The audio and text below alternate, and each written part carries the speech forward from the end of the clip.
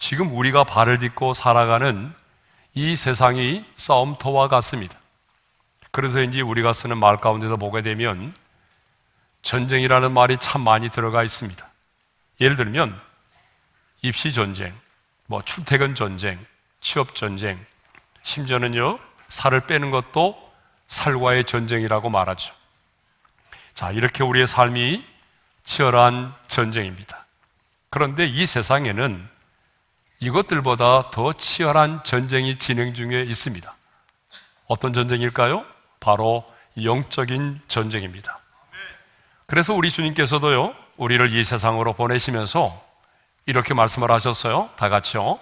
보라, 내가 너희를 보냄이 양을 이리 가운데로 보냄과 같도다. 이 말씀은 보냄을 받은 이 세상의 삶이 만만하지 않다는 것만이 아니라 우리의 삶이 치열한 영적인 전쟁임을 가르쳐주고 있는 말씀이죠. 그렇습니다. 이 세상에서 우리의 삶은 한마디로 영적인 전쟁입니다. 그런데 전쟁에는요 반드시 싸움의 대상이 있습니다. 주적이 있다는 얘기죠. 여러분, 대상이 분명하지 않으면 자기들끼리 싸울 수밖에 없는 거예요. 그러니까 전쟁에는 반드시 싸움의 대상, 주적이 있어야 됩니다. 그렇다면 우리 영적인 전쟁에 있어서의 싸움의 대상, 주적은 누구일까요? 베드로전서 5장 8절의 말씀을 읽겠습니다. 다 같이요. 근신하라, 깨어라. 너희 대적 마귀가 오는 사자같이 두루다니며 삼킬 자를 찾나니. 거기 보게 되면 너희 대적 마귀라고 분명히 말씀하고 있습니다. 그러니까 우리가 싸워야 될 대적이 누구예요? 마귀입니다. 뿐만 아니라 그가 부리고 있는 그를 따르는 악한 영들이죠. 자, 그래서 오늘 본문 에베소서 6장 12절에서 이렇게 말씀하고 있어요. 다 같이요. 우리의 씨름은 혈과 육을 상대하는 것이 아니요 통치자들과 권세들과 이 어둠의 세상 주관자들과 하늘에 있는 악의 영들을 상대함이라. 자, 우리의 씨름은 혈과 육을 상대하는 것이 아니라고 말하고 있어요. 여러분, 무슨 말입니까? 우리 눈으로 보이는 육체를 가진 인간과의 싸움이 아니라는 거예요. 그런데 가끔 보게 되면 자신의 남편을 마귀라고 그렇게 부르는 사람들이 있더라고요. 여러분, 아무리 미워도 당신의 남편은 마귀가 아닙니다.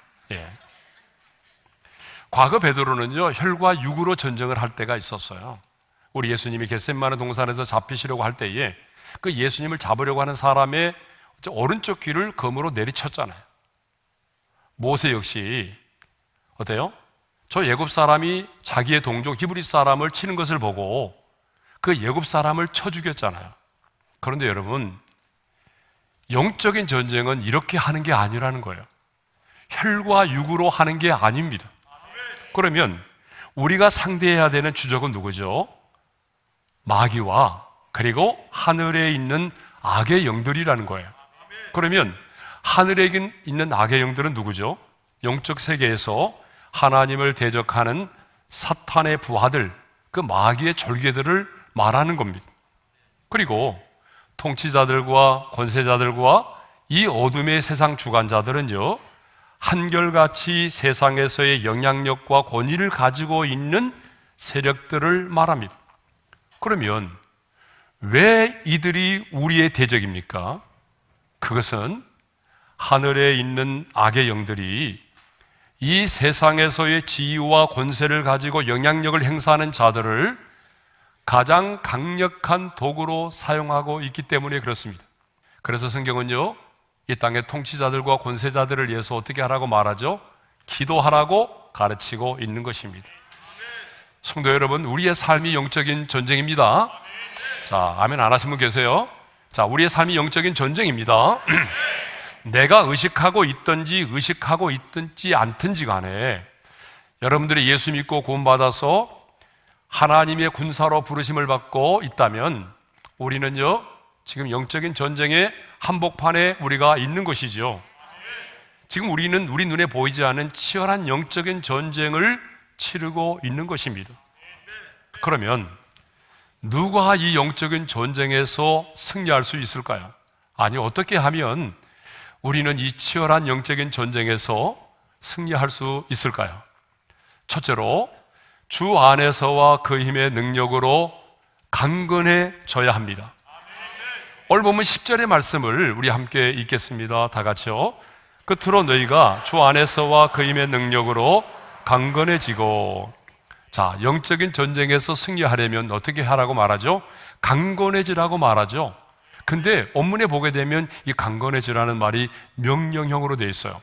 그러니까 영적인 전쟁에서 승리하려면 반드시 강건해져야 한다라고 명령을 하고 있는 것입니다.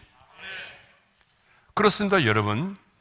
영적으로 건강하지 않으면 영적인 전쟁을 치를 수가 없고 승리할 수가 없습니다.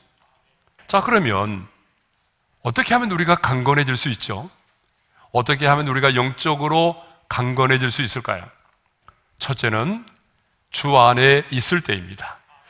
자, 10절의 말씀을 다시 한번 읽어볼까요? 다 같이요. 끝으로 너희가 주 안에서와 그 힘의 능력으로 강건하여지고. 거기 보게 되면 주 안에서라는 말이 나오죠. 여러분, 그렇습니다. 내가 영적으로 강건해지려면요, 주님 안에 있어야 된다는 거예요. 그러니까 이 말은 다른 말로 말하면 내가 그리스도 밖에 있다면, 주님 밖에 있다면 영적으로 강건해질 수가 없다는 얘기죠. 그렇지 않아요?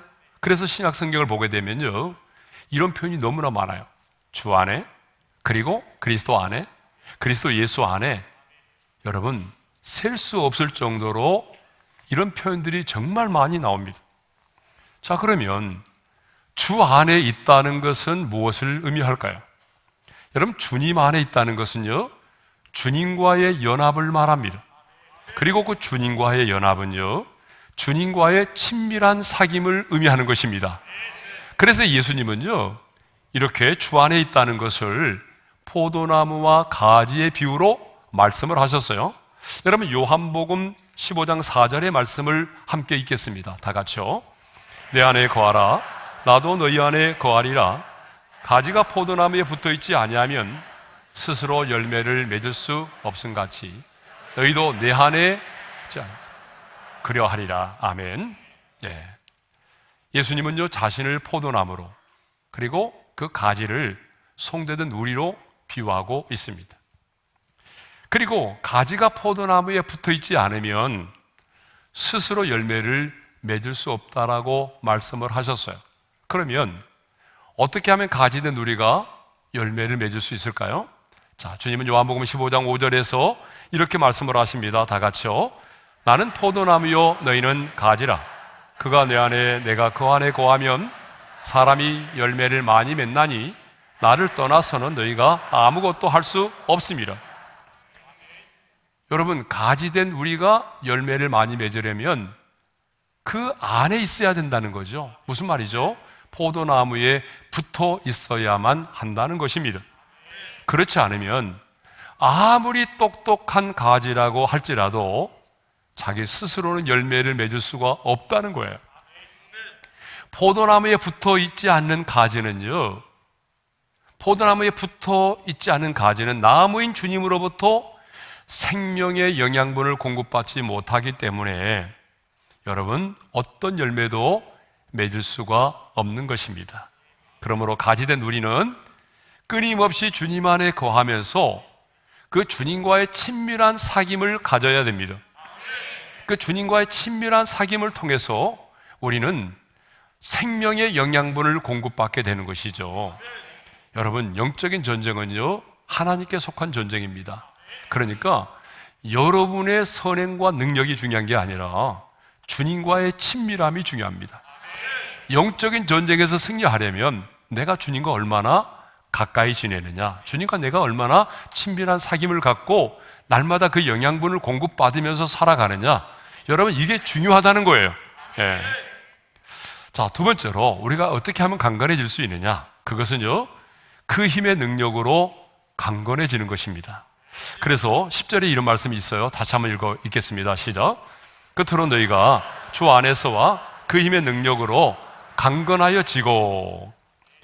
여러분, 우리가 주님 안에 거하면서 주님과 연합하여 친밀한 사귐을 갖게 되면 생명의 영양분을 공급받게 되고 그 힘의 능력으로 강건해지는 것입니다. 여기서 말하는 그 힘은요, 내 자신의 힘과 능력을 말하는 것이 아니라 예수 그리스도의 힘과 능력을 말합니다.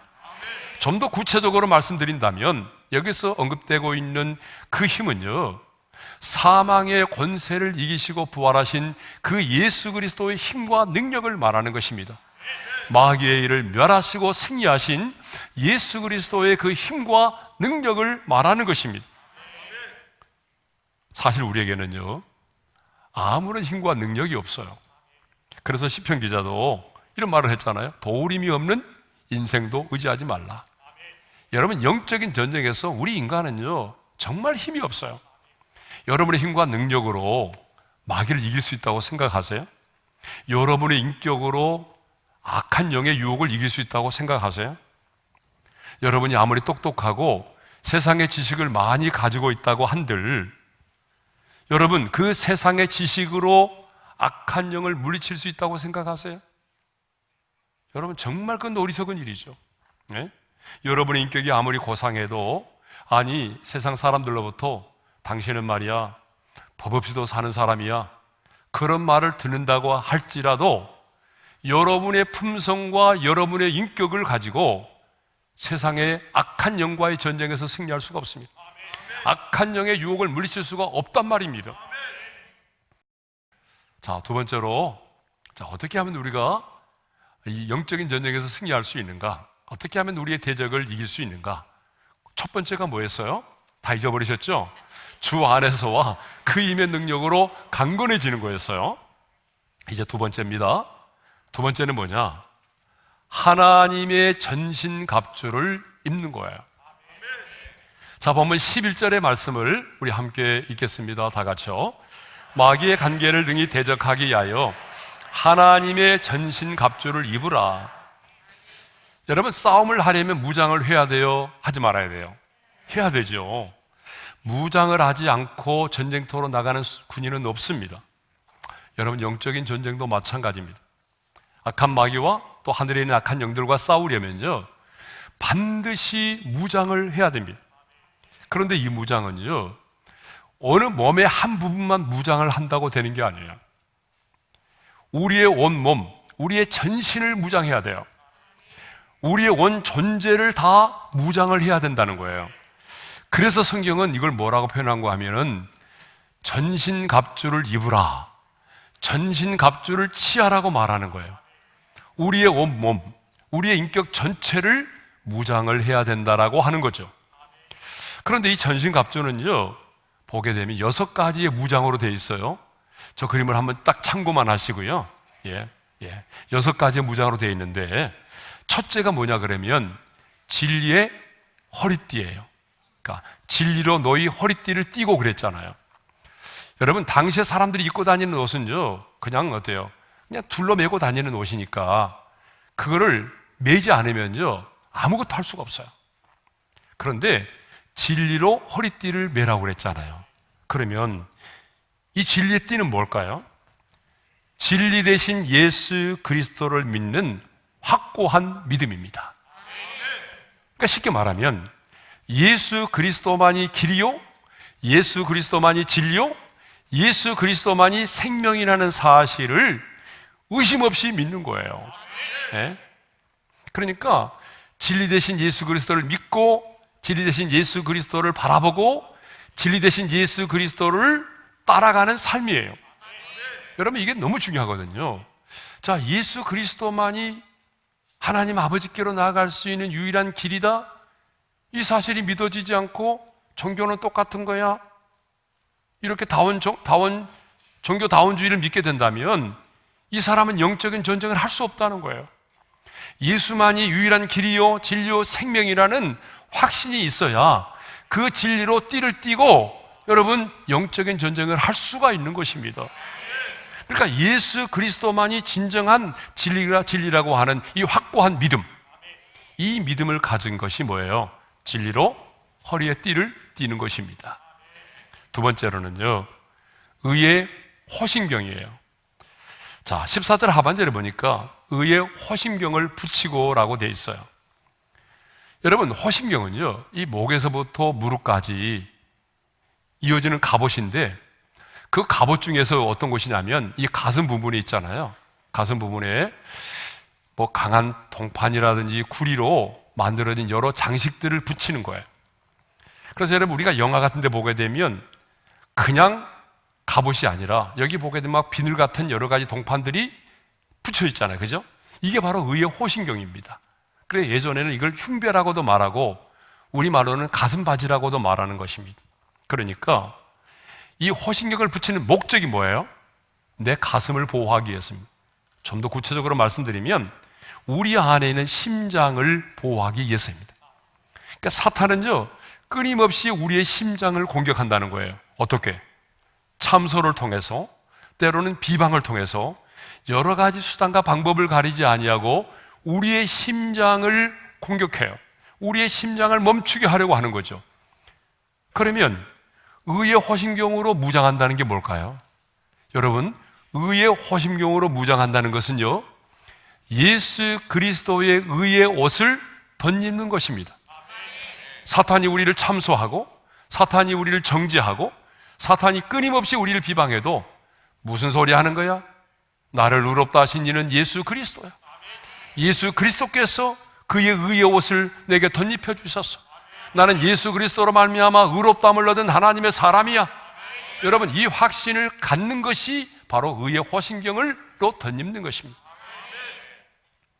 세 번째로는요 복음의 신을 신고입니다. 자 15절의 말씀을 한번 읽어볼까요? 다 같이요. 평안의 복음이 준비한 것으로 신을 신고. 여러분 사람은요 발이 편해야 무슨 일이든지 할 수가 있는 거예요. 여러분 그러지 않아요? 예. 새로운 신발 신어가지고 힘드신 분들 많이 계셨죠? 예. 우리가 군대 가게 되면 군화를 딱 받게 되는데 그 군화가 사이즈가 안 맞으면 엄청나게 힘듭니다. 너무 작은 군화를 신게 되면요 발이 아파서 신을 수가 없고요 자기 사이즈보다 큰 군화를 신게 되면 덜렁덜렁 거려가지고 여러분 저 훈련받는데 얼마나 어려운지 몰라요. 그러니까 신발이 참 중요해요. 예. 영적인 전쟁도 마찬가지입니다. 그래서 바울은요 전신갑주를 말하면서 평안의 복음이 준비한 것으로 신을 신으라고 말하고 있어요. 여러분 왜 전쟁을 하는 우리들이 평안의 복음이 준비한 것으로 신을 신어야 될까요? 그것은 여러분 군인은요 평탄한 길, 꽃길만 걷는 것이 아니고요 때로는 가시밭길도 걸어야 되고요 때로는 자갈밭도 걸어야 되고요 때로는 험한 산비탈을 오르내려야 될 때가 있다는 거예요. 무슨 말인가 하면 우리 그리스도인의 삶이 그렇게 평탄한 삶이 아니라는 거예요. 여러분 우리 그리스도인의 삶이 어떤 삶입니까? 꽃길이 아니잖아요. 형통한 길이 아니잖아요. 우리가 걷는 이 길이 어떤 길입니까? 좁은 길이잖아요. 얼마나 아픔이 많고 고난이 많아요. 예? 때로는 험한 산비탈을 오르내려야 되는 때도 있단 말이죠. 그런데 이렇게 고난을 만나고 좁은 길을 걷다 보게 되면 나도 모르게 평안이 깨어져 버릴 때가 있어요. 불안과 두려움이 나를 엄습할 때가 있어요. 그런데 그래서는 안 된다는 거죠. 영적인 군사로 부름받고 이 세상에서 악한 마귀와 싸워야 될 하나님의 사람은 인생의 좁은 길을 걸을지라도 사탄의 비난과 조롱이 있을지라도 우리의 마음속에는 평안이 있어야 된다는 거예요. 왜? 우리가 전하는 복음은 평안의 복음이기 때문이죠. 여러분 이 세상에서 가장 치열한 전투가 뭘까요? 그게 바로 복음 전하는 거 아닙니까? 가장 치열한 영적인 복음을 전하는 그 전쟁을 하려면 평안의 복음을 전하고자 하는 우리의 마음속에 평안이 있어야 한다는 거예요. 우리가 막 사시나무 떨듯이 두려워 떨면서 불안과 염려와 근심을 가지고 예수 믿으세요 하게 되면 너나 믿어라 그러지 않겠어요? 누가 그 예수를 믿겠어요? 그러니까 여러분 우리는 평안의 복음에 준비한 것으로 신을 신고 흔들리지 않고 서 있어야 여러분 영적인 전쟁을 감당할 수가 있는 것입니다. 자, 네 번째로는요 믿음의 방패입니다. 16절 상반절에 보니까 이런 말씀이 있네요. 모든 것 위에 믿음의 방패를 가지고. 여러분 지금의 현대전은 뭐 전투기가 동원되기도 하고 미사일을 쏘기도 하지만 그때 당시의 전쟁은요 미사일이 어디 있어요? 전투기가 어디 있어요? 그때 당시의 전쟁은요, 주로 근접한 곳에서는요, 창과 그리고 칼로 하고, 멀리 있을 때는요, 불화살을 쏘아대는 거예요. 그렇기 때문에 반드시 병사는, 군인은 뭘 무장해야 되냐면 방패를 가져야 된다는 것입니다. 방패. 그래야 사탄이 불화살을 딱 쏘아대면 그 믿음의 방패로 불화살을 막아낼 수가 있는 거죠. 예. 근데 이 방패는 믿음의 방패입니다. 근데 여러분, 이 사실이 너무 중요하기 때문에 오늘 이 믿음의 방패와 불화살은요, 제가 우간다 갔다 와서 그때 가서 또 한번 설교를 하겠습니다. 예. 자, 다섯 번째로는요, 구원의 투구를 쓰라는 거예요. 자, 전쟁을 하는 자는 반드시 투구를 써야 합니다. 그래서 지금도 전쟁을 하러 나가는 사람들이 보게 되면 꽃갈모자 쓰고 나가는 거 아니죠? 예? 지금도 전쟁을 하러 나가는 사람들이 보게 되면 철모를 쓰고 나가죠. 최근에는요, 방탄 헬멧을 쓰고 나갑니다. 저 사진이 방탄 헬멧이거든요. 그렇죠? 그러면 여러분, 왜 우리가 전쟁을 하러 갈 때에 이 방탄 헬멧을 쓰고 나가죠? 그건 이유가 있어요. 적군의 총을 맞아도, 적군의 칼을 맞아도 다른 곳을 맞으면요, 고통을 당하고 또 우리가 후속이 될 수도 있어요. 곧바로 죽지 않아요. 그런데 여러분, 머리를 맞게 되면요, 그 자리에서 즉사하는 거예요. 그렇기 때문에 영적인 전쟁을 하러 나가는 사람은 반드시 구원의 투구를 써야 합니다. 그러면 이 구원의 투구를 쓴다는 게 뭘까요? 구원의 투구를 쓴다는 것은 구원의 확신을 갖는 것입니다. 구원의 확신을 갖지 못하는 자는 영적인 전쟁을 할 수가 없어요. 그러므로 나는 지금 당장 죽어도 하나님의 나라에서 눈을 뜰 수 있다라고 하는 이 분명한 확신을 갖는 것이 뭐예요? 그게 바로 구원의 투구를 쓰는 것입니다, 여러분. 뿐만 아니라 우리가 또 가져야 될 또 하나의 확신이 있어요. 이 전쟁에서의 승리의 확신인데, 무슨 말인가 하면, 내가 싸우는 지금 이 전쟁은 우리 예수님께서 이미 십자가에서 이겨놓은 전쟁이기 때문에, 승리한 전쟁이기 때문에 나도 이 전쟁에서 반드시 승리할 수밖에 없다라고 하는 이 승리에 대한 확신을 갖는 것이 중요합니다. 그러니까 투구는 확신입니다. 구원의 확신과 승리의 확신을 가져야 여러분, 영적인 전쟁에서 승리할 수가 있는 것입니다. 네. 자, 마지막으로는요, 성령의 검입니다. 17절 하반절의 말씀을 우리 함께 읽겠습니다. 다 같이요. 성령의 검, 곧 하나님의 말씀을 가지라. 자, 성령의 검은 곧 하나님의 말씀이에요. 예? 지금까지 언급한 모든 것들은요, 전신갑주에서 방어용의 무기였어요. 적군들이 나를 공격할 때 나를 방어해주는 무기였단 말이에요.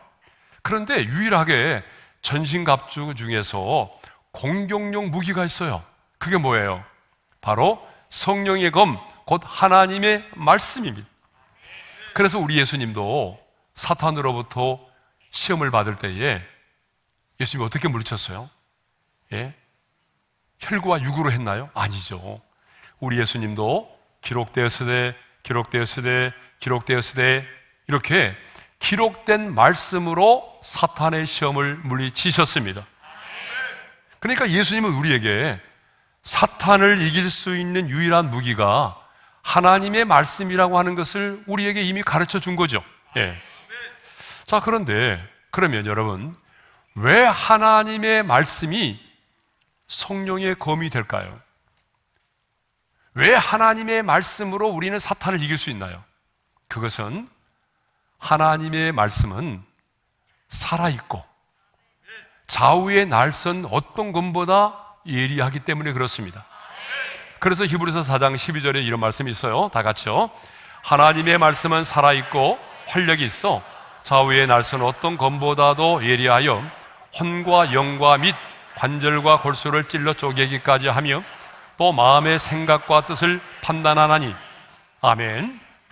하나님의 말씀은 여러분 죽어있는 문자가 아닙니다. 하나님의 말씀은 성령의 감동으로 기록된 말씀이기 때문에 하나님의 말씀은 살아 역사합니다. 좌우의 날이 센 어떤 검보다도 예리합니다. 그러므로 악한 영들은요, 이 말씀의 검 앞에서 쓰러지지 않을 수가 없는 거예요. 아무리 악한 영이라도 하나님의 예리한 말씀의 검 앞에서 쓰러지지 않을 그런 악한 영들은 없습니다. 그래서 예수님은요, 이렇게 말씀하셨어요. 내가 너에게 이런 말이 뭐라고요? 영이요 생명이라고 말씀을 하셨어요. 예? 제가 여러분들에게 자주 강조했던 말 아니에요.